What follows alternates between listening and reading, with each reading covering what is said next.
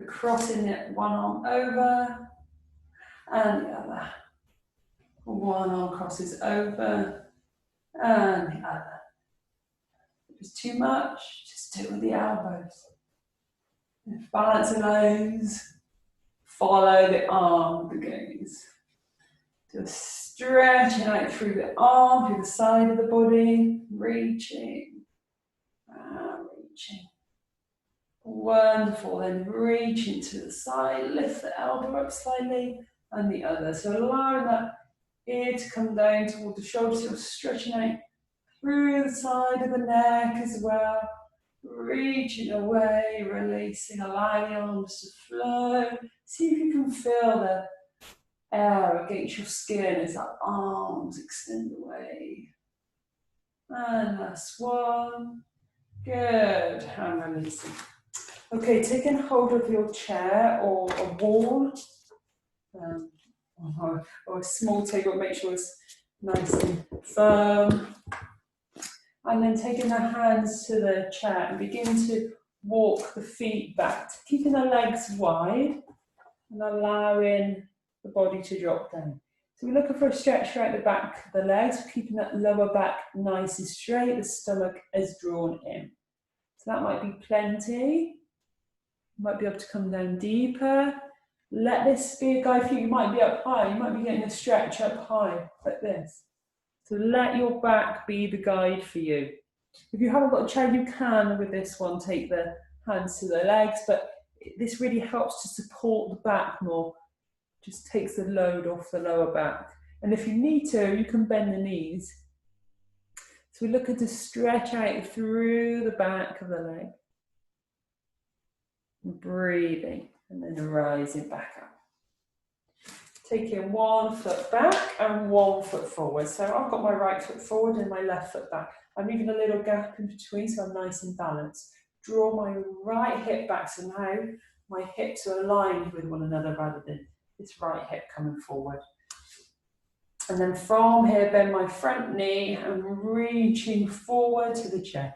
So stretching out through the back of the calf. Shoulders are down away from the ears. I'm breathing into the back of my leg. Deep breath in. Deep breath out. Deep breath in. Deep breath out. And straighten through the front knee if you're able, then hinging forward. So this changes the stretch to more of the front of the leg. Maybe a little micro bend in the knee. Maybe you can come down further. Doesn't matter how far you go, as long as you're feeling the stretch for you. So for me, as I came down deeper, then that refers now more to the back of the leg, up into the glute, where that sciatica pain can be felt. So just as long as you feel a stretch for you. And if it's too much to hold it, just come in and out. If it's too much, don't hold it and it's uncomfortable. You can come in and out. Bring the back foot forward and giving the legs a little shake. This time left foot forward, right foot back, toes facing forward, stomach drawn in. Draw back the left hip so that it's in alignment with the right, having the left hip coming forward. Bend the front knee and hinge and forward, taking hold of your chest. You might be higher, you might be lower. Let your back be the guide. Want your back nice and straight and rounding through the back. Front knee is bent, back leg is straight. If you need more, you can always take that foot back further. Take a deep breath in and a deep breath out. And again, if it's too much to hold, lift and then lower. Left and lower. Let your body be the guide. We're all different. And then rising back up, straightening through the front leg. Maybe a little micro bend there. Keep those hips in alignment. And hinging forward. Okay, you might have your hands here, you might have your forearms here. Take a deep breath in and a deep breath out. You might need to come down deeper to get a deeper stretch. So many people are so tight with the backs of the legs, so it's probably looking more like this. I've already done a yoga practice today, so for me, I just need to come down a bit deeper just so that I get the stretch up the back of the leg, up to the glute, the buttocks.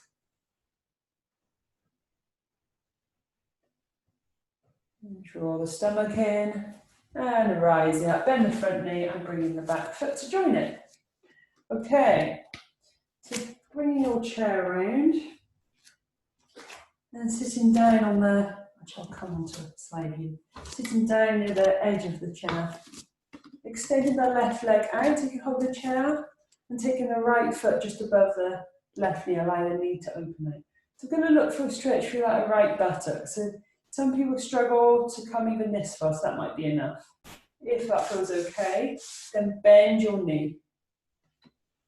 Try to keep the right ankle on just above the knee rather than cross over too much, and flex through the right toes to protect through the knee. So the knee joint should be happy. If it's not, the knee joint's not happy, then ease off. If the knee joint feels okay, you're still not getting a stretch through that right buttocks, then hinge forward. You should feel that stretch. So we can have a flow with the breath, because this could be quite deep. We're inhaling as we reach forward, and exhaling as you rise. Inhaling as you reach forward, and exhaling as you rise. Inhale, reach forward. Exhale, rise. Inhale, reach forward. And only reach forward if you need to. If you just need to stay up, you can just flow with the breath. And release. And give the leg a little shake. Left foot, right leg long. Left foot just above the right knee. So this just makes it more accessible for people to get into. And then draw the leg in. Back nice and straight, knee opening, flex through the foot. So that you might already feel the stretch through that left buttocks. If the knee's unhappy, take the foot out a bit.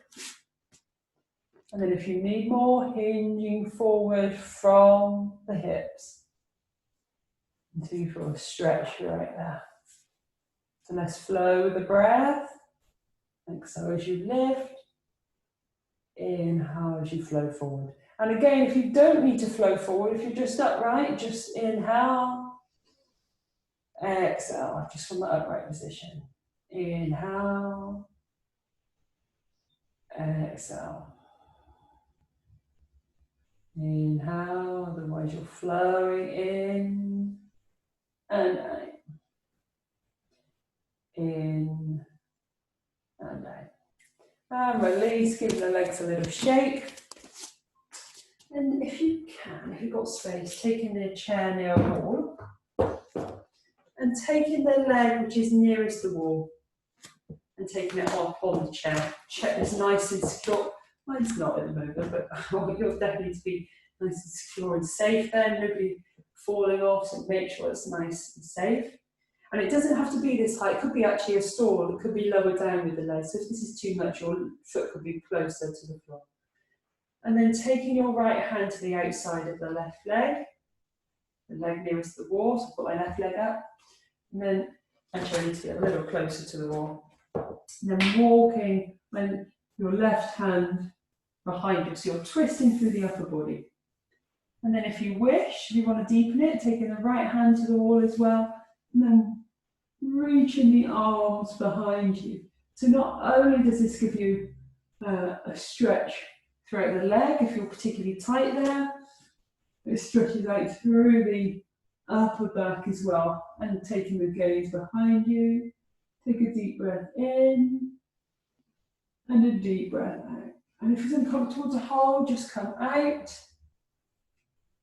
come back in.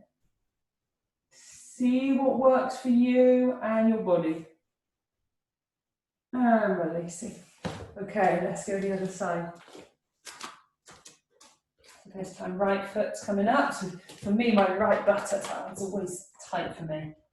We take the left hand to the outside of the bent knee. Then my right arm reaching behind. And if I'm able, left hand also, and following with the gaze. Take a deep breath in and a deep breath out. Again, if you want to come in and out, rather than hold it, let your body be the guide. No sudden shooting pains we don't want. Nice gentle stretch. And release. And giving the legs a shake. So thank you for joining me. Let me know if this was of use to you. If you've done any of these stretches before, if you've got a particular stretch that you find useful for sciatica, I'd love to see a picture of it. I hope you have a great day, and I shall see you soon.